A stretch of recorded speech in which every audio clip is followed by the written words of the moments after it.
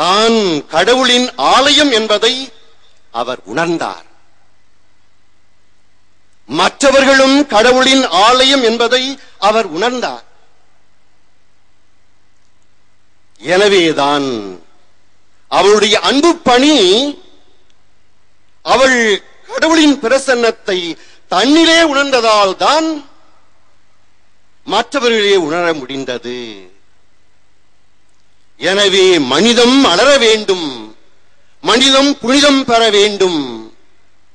அன்னை தெரேசாள் கூறுகின்றார், ஜெபத்தின் கனி விசுவாசம், விசுவாசத்தின் கனி அன்பு, அன்பின் கனி சேவை என்று சொல்லுகிறார்.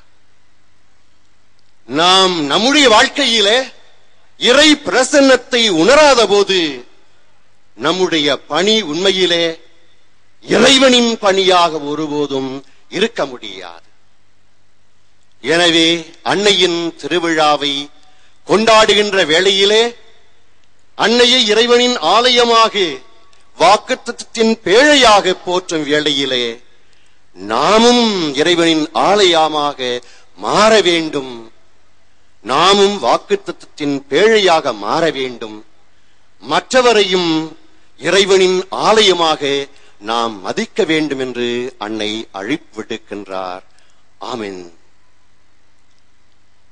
Dear devotees of Our Lady of Velankani, you have come from far and wide of this country and abroad to celebrate the feast of Our Lady of Velankani.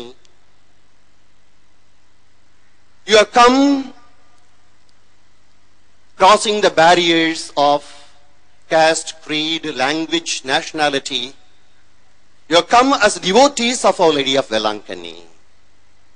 I welcome you all to this holy shrine.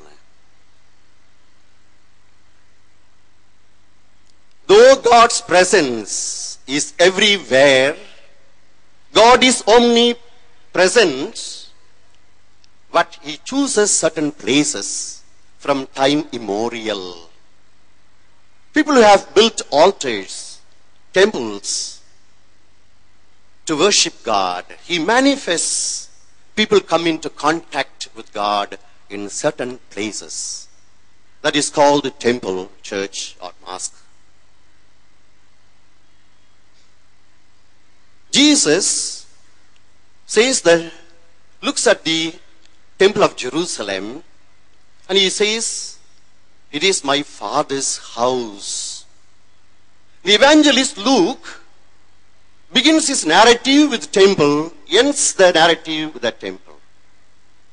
The first scene of Lucan Gospel is Zacharias incensing the altar according to his custom. The last scene is after the ascension of our Lord.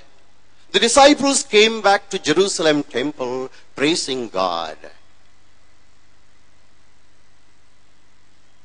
Mary is the temple of God.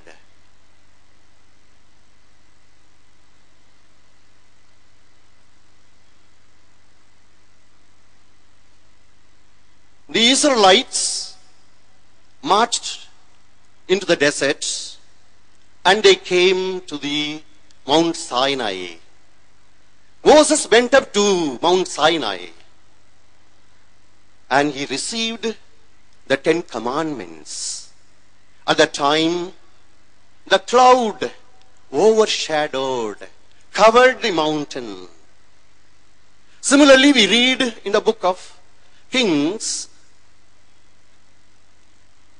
Solomon, when he built the temple, and the cloud overshadowed, covered the temple, and the glory of God entered into the temple, and the priest could not stay inside the temple. In the New Testament, we read, Jesus with three of his disciples went up to the mountain, Mount Tabor. There he manifested his glory. At the time, the cloud overshadowed.